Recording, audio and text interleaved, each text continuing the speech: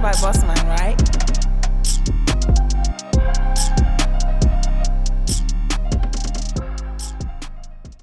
Hey, what's up, everybody? I'm Dr. Regina Bradley, and this is OutKasted Conversations, Season 2, Episode 8, woo woo. And the guest this time is the one, the only, the fabulous, she like my big sister, Karen Good Marable. Please say the Marable. Hey, y'all. Marable. Karen Good Marable. Marable. Pioneer journalist extraordinaire, Mrs. Marable, how you? How you doing, girl? Thank you for having me. Yes, girl. No, you need to stand up one good time for the people. They need to see the Bowie in the back. One good time. Just one good. Yes, ma'am. Cute. Get sit. Y'all get might have saw the mic, too. That's the other part. Get comfortable. Get situated. Okay. Awesome. So, you got to answer the question to get into the club. Okay. How did you become outcasted? Okay, how did I become outcasted? Okay, so I was at Howard University. Mm-hmm. The real HU? The real HU. Okay. You know.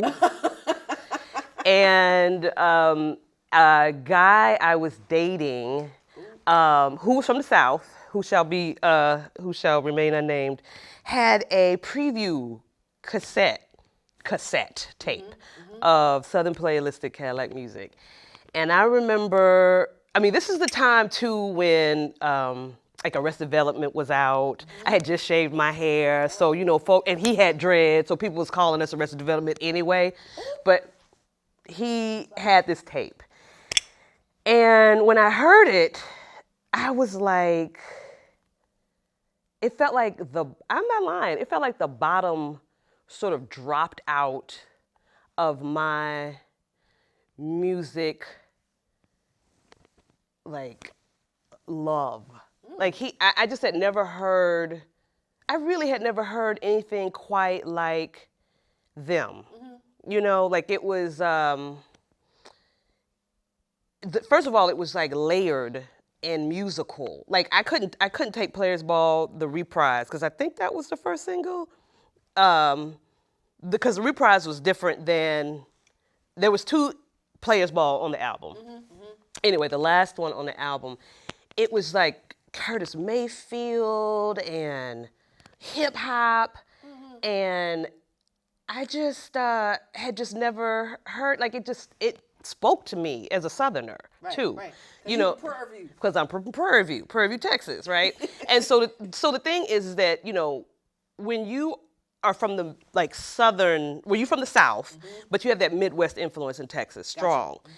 And so we were listeners of Parliament Funkadelic. Right. I came up on Rick James. Like it was real, the funk was real for us. And so that's why, at the same time, Snoop and Dre were out. Of course, I grew up on Too Short, Ghetto Boys, 2 Live Crew, but this was something, OutKast was something I felt like I could relate to because they weren't necessarily trying to, first of all, like I said, it was musical. It was something I could dance to, like in a way that that was just, but it wasn't, they weren't trying to be gangbangers. Like, Big Boy was definitely talking about what he had been doing. And they were smoking a lot of weed, and there was a few bitches and hoes that was dropped out of their mouths. But for the most part, they were just some young brothers trying to do their thing. And they had that strong musicality that came out of Atlanta. And I was sold. I was like, oh God, who are these? And then when I saw them, I was like, oh, okay. Hey, I'm signed up. Like I was signed up. No, so I too have, a man story going wrong with OutKast. Because OutKast was how I tried to shoot my shot with a senior in high school as a freshman in high school. It didn't work out.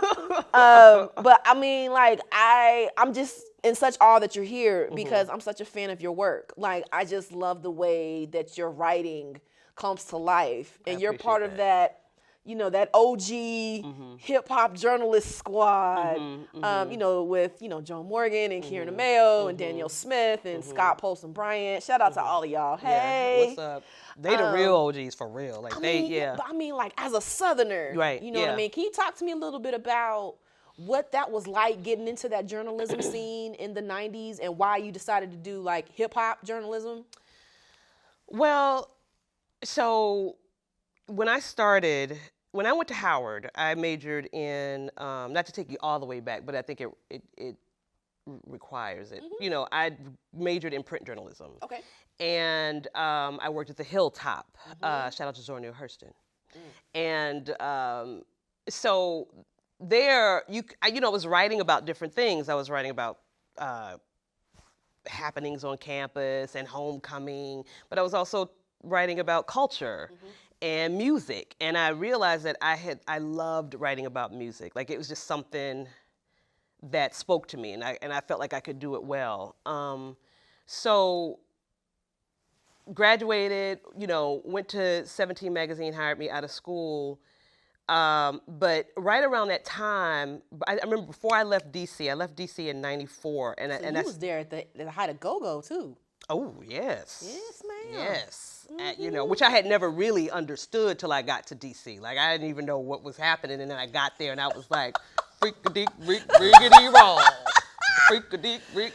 So, but so Vibe was just starting. Yeah.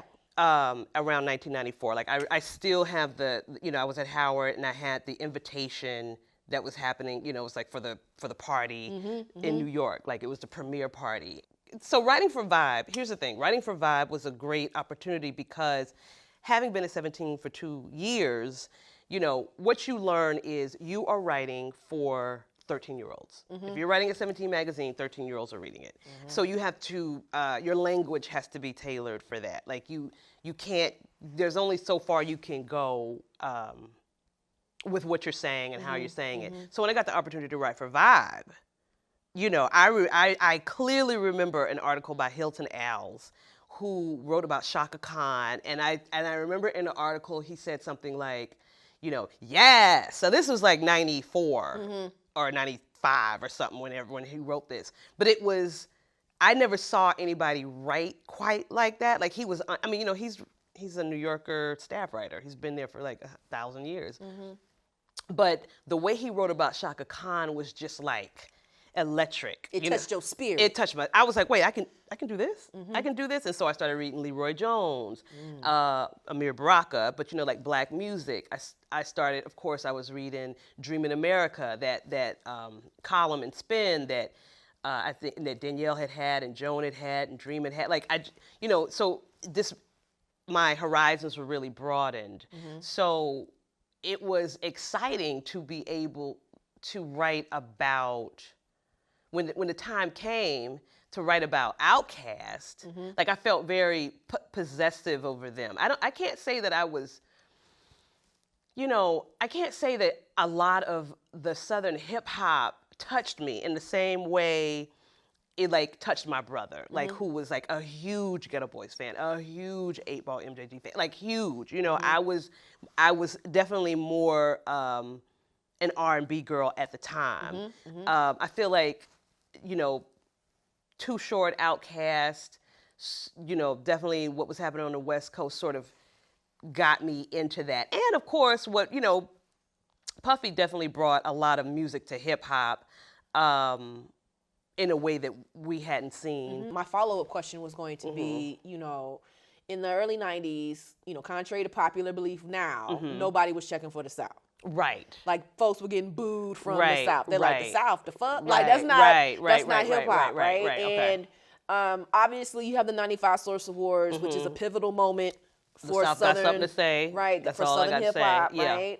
Clearly, Andre was agitated with everybody. He was like, I'm tired of all y'all, right? But my question for you would be, since you were on the beat, since you were doing the journalist, like, what was the I guess the climate for writing about Southern hip hop? Did you have to fight for it, or? Well, I mean, I feel like not so much in Vibe, you know, where, I mean, this was the time, Vibe came up at a time where writers who covered the beat of like hip hop and R&B, didn't have to like fight each other anymore to get a story in spin, like the one writer who's going to write about Ice Cube in spin, or the one writer who's going to write about Snoop in spin, you know. When Vibe came, it kind of opened the doors a little bit. Definitely Source had a lot to do with it too, because it was, you know, about hip hop. Vibe, of course, was a little bit broader in scope, but I don't feel like the South. I feel like the South was respected in the pages of Vibe. You know, I feel like it wasn't a. It wasn't hard to do it, only because you had like, for example, Danielle Smith is from the Bay, you know, and she was the music editor at the time. And then I remember Sheena Lester came around and was the music editor for a little while. These are girls from California, so they were very clear about the cross section. It wasn't all about Tribe Called Quest or Wu-Tang or any of that, you know, like it was broader than that. Okay. So I feel like now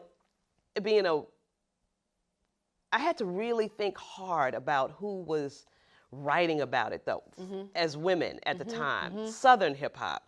And I'm not saying that there weren't, I'm just saying that I drew a blank outside of like, I mean, there were women writing about hip hop, of course. You have, you know, Mimi, you have Danielle, you have, you know, Dream, of course. And so you have women doing it, but I don't know if the South was the thing. It was more of a phenomenon that was kind of bubbling up at the time. Well, I know Joycelyn Wilson was writing about Southern hip hop a little bit later, but not necessarily then. Gotcha. I mean, I think that, here's the thing. I think that Source Awards moment was pivotal because I understood why Dre was like, I remember watching. I understood why Dre was like, oh.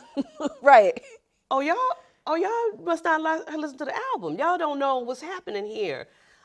Because it didn't get the same respect. I will say that. It definitely didn't get the same respect.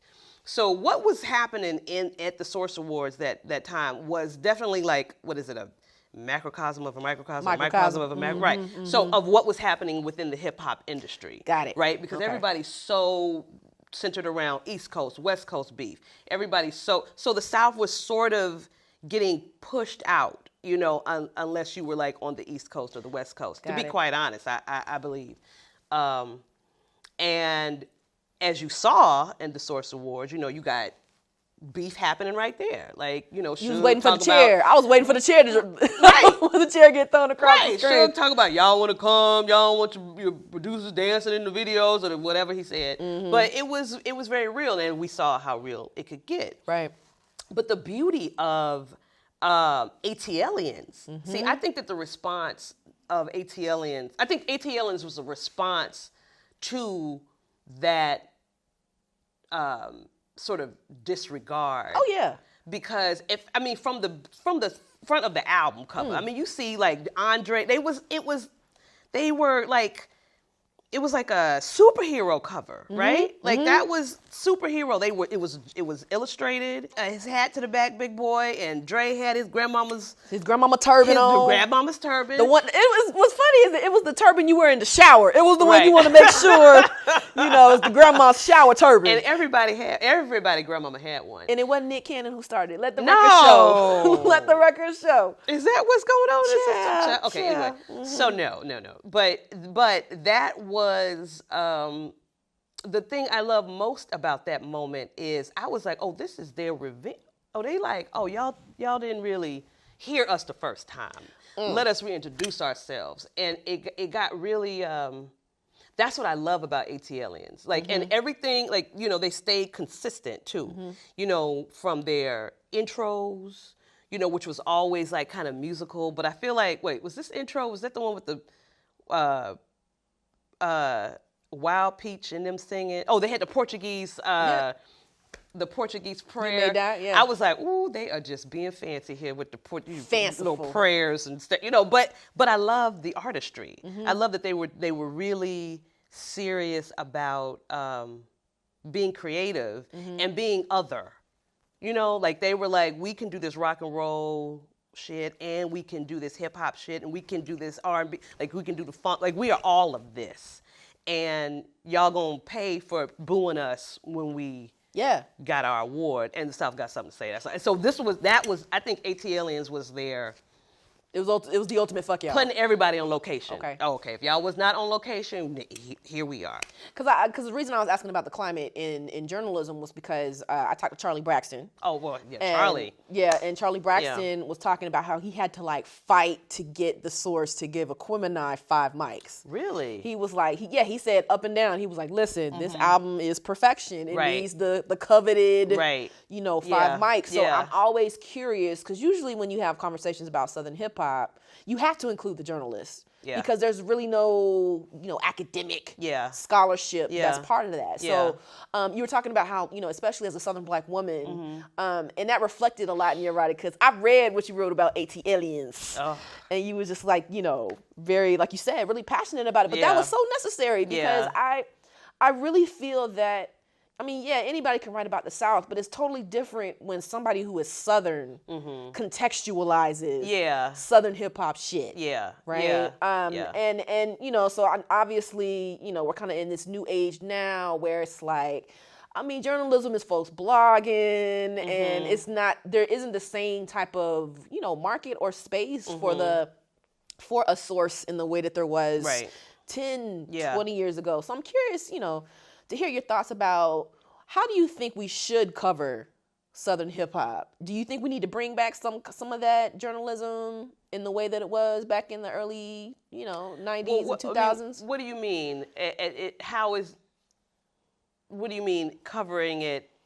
So in terms of, tell me what you. Yeah, so I feel like in terms of contextualization.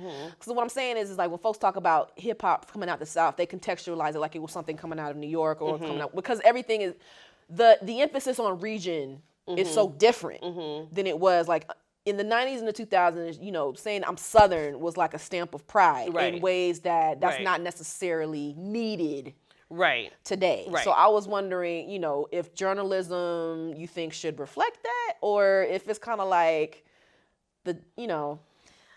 I'm not sure I'm answering this correctly, but I think that anytime you write a piece on on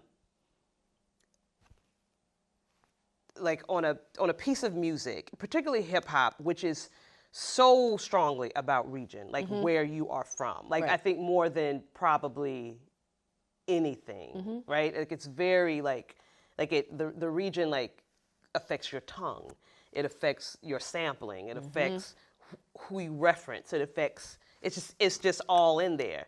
But I don't know if it should be covered any differently. Here's what I think. I think that music journalism, there should be a standard to it in any case. So if you're going to talk about whomever, Future or whoever, you have to, it helps to contextualize it in where he's from and what that means. I feel like we did a little bit more of that back then. Maybe, again, like you said, maybe we had more space to do it. Maybe there's something about that page, where you could, and it felt like it meant more. I'm talking about the literal magazine page, is right now everything's digital, but I think we should go deeper with any of that. I don't know if that's specific to Southern hip hop. Also what's happened is, people begin to conflate, trap with there's not much distinction anymore the way it used to be. And I think that it needs to be, there does need to be more distinctions and deeper thought about how we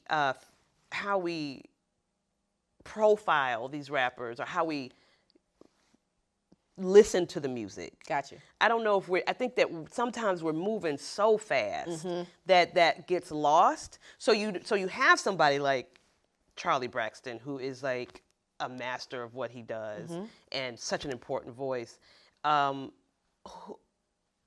who I understand him having to fight for that in a era where, like, let's see, so I remember when, was it AT-Aliens or was it 96? AT-Aliens. AT-Aliens. So that's right around the time Wu-Tang was out. I remember that's right around the time Midnight Marauders came out. So you had the West like doing some strong things. Of course, Biggie was dead. Tupac was dead. So it's kind of a start of a new era. Right. And then here you come with OutKast that's on some, the beauty of the South, the beauty of OutKast and the South was, and it's like I said in that article, it's like they found God in themselves and they loved him fiercely. Come on into Zaki Shine. Come on here. They really did fall in love with their tongues. Like they fell in love. Like they didn't do a whole lot of there wasn't a whole lot of twang, and like they didn't use a whole lot of the that they did on. There wasn't a lot of that funk, like the funk bass and guitars and stuff. And that stereotypical Southern thing, like Rosa Parks, like hush that fuzz. Okay. Everybody move, like, but like in that music you can hear like that is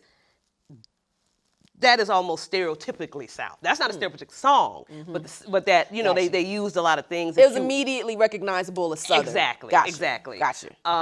But what the magic of OutKast is they stayed in Atlanta. Like when everybody, including myself. I mean, of course, I was a journalist, so it's different. I'm not an artist. Right. But like I did notice at the time. The AT-Aliens were in Atlanta. They weren't trying to move to New York or LA to be on or to do whatever. I mean, of course, I think Andre has now moved to Atlanta. I mean, to New York. But I'm saying then, they stayed where the music was. They stayed in the same way with Erykah Badu. She didn't leave Dallas. Like she always stayed in Dallas, and I think that it has a lot to do with. Keeping your music, a purity in your music, and always hearing it. You never quite lose the voices. But it also goes back to what you were saying about how Regina was so much more amplified when they were especially when the cast was making music. It was like, hey, we're still in Atlanta, but especially with AT-Aliens, they created a different world for themselves because they were rejected from the world that they were trying to break into. So they were like, oh, you don't want us? Well, fuck it. We go into space. Right. And we'll see y'all there. We'll see y'all there. Y'all when y'all get there. Yeah. I have to say that when Aquemini came out, I didn't even know what to do. I couldn't breathe. What? That is how good that album was. Like I was like, ooh. I remember shaking because again, now that was 98. So there was a lot happening in hip hop. Everybody was smoking weed. Like it was, everybody was high. Everybody. I mean, if you thought everybody was high in the 90s, like in the early 90s, by then it was just like it's a thing. It's a thing, but the thing that made like that not one solidified them. Like they are rock stars. Like they have almost ascended. Yeah, they hip hop. I mean it's definitely hip hop. Yeah. But they brought it. They ascended it. They brought it up. They lifted it up. They were like, okay, come on, don't get left. And they kept. They kept evolving, like.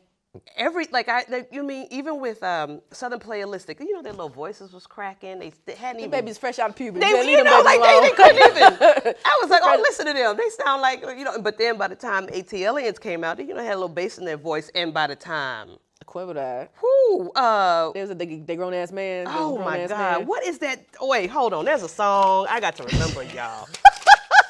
Oh my God. And the other thing is like Return of the Gangster.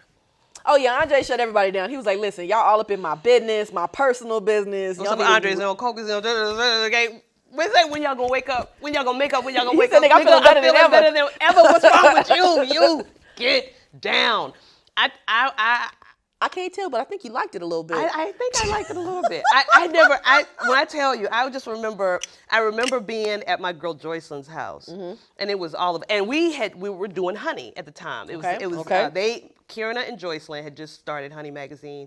There was only 7 of us on the staff. We were at her house, and we would often be there trying to like make a miracle of a magazine, because that's really what it was. Every issue was making a miracle, and I just remember us being there and listening to the album, and nobody could move. Like, everybody was like, "Oh shit, this is it. It's over. Like, there it is. Rolling Stone, everybody, come on. Like, it's over." But again, they maintain king shit. You know, they started king. They never, every album they talking about king shit. Every album they gonna have Joy and Wild Peach and like singing. Like, every album they gonna have like a beautiful, like they kept the introduction doesn't fit what you about to do. Cause it's almost like they trying to lure you into this, it's gonna be like this, and then like they just all right. You know, like they just. But it's beautiful. It's curated. It's like I think that's the word. It's curated, and it was curated, and they were the ones who curated it. Yeah, and it was almost like, if you get it, you get it. Yeah. If you don't, it's whatever. And that's what I think hip hop needed desperately. I mean, not to say it wasn't happening, because you had a lot of, I remember when Kanye came out. You still had Tribe doing their thing. Like, you still had people, artists, hip hop was still thriving, but they just took it to the next stratosphere. Like, they were just like, let me ask you this. Okay. What would be your suggestions for, thinking about the significance of OutKast's work? Where do you think that they fall in terms of, this is what hip hop is? What did they do? What did they contribute? What did they contribute? That's a good question. Well, I mean, I think the most obvious thing is, I mean, this is selfish of me as a Southerner, but of course they put the South on, I mean, they decimated it. Like, they didn't just put the South on the map. I mean, because the South was on the map, but they like MC Shy-D. Like, I remember, I think MC Shy-D was from Atlanta, right? Yeah, so was Kilo Ali and all of these other folks. Right. I remember MC Shy-D from when I was in high school. Gotcha. And by the way, I would like to say that DJ Premier, who is from Prairie View, Texas, was DJing our little parties at the Newman Center, the little top teen Jack and Jill parties, playing MC Shy-D and I Gotta Be Tough. But so yeah, you had, but they really took it there, and then I feel like what they did most is they elevated the game. Like, they took what was happening in the culture.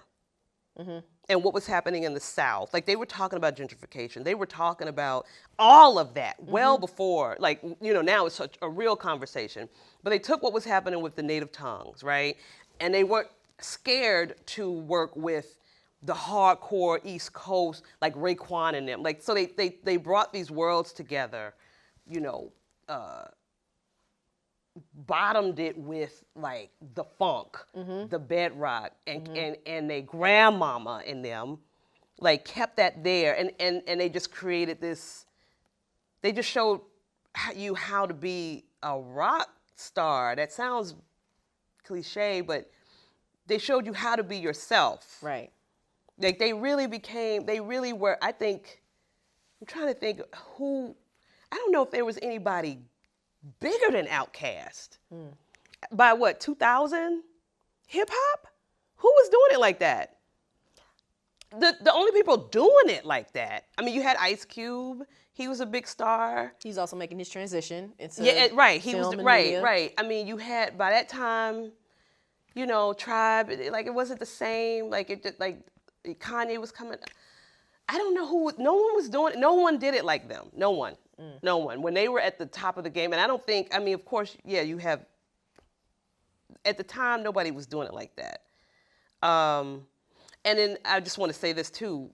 So by the time you get to their double album, yep, Speaker Box and Love Below, you know, that is really a true. It kind of makes sense that was sort of the last one because it showed the direction that they were just trying to go in. Like they just wanted to be free. It was right. They wanted to be free. They wanted to keep being creative.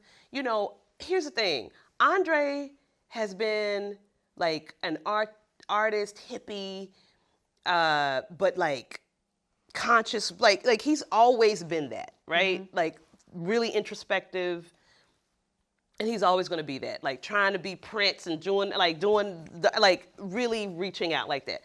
Big Boy is always going to be like he's a beautiful wordsmith and somebody's uncle. Like if he is not my Uncle Billy, I don't know who else is. He's an uncle at the cookout. He is my Uncle Billy, who is from Southwest Atlanta, the Swats, and I mean, but you need Uncle Billy because Uncle Billy's the one that's gonna get the family reunion together. Uncle Billy's gonna be the one to tell you what happened in the community. He's the griot. Yes, telling you what happened in the community. Like he's gonna let you know, and he's gonna keep that tongue, and he's never gonna be ashamed of it. And he's not gonna try to be anything he's not.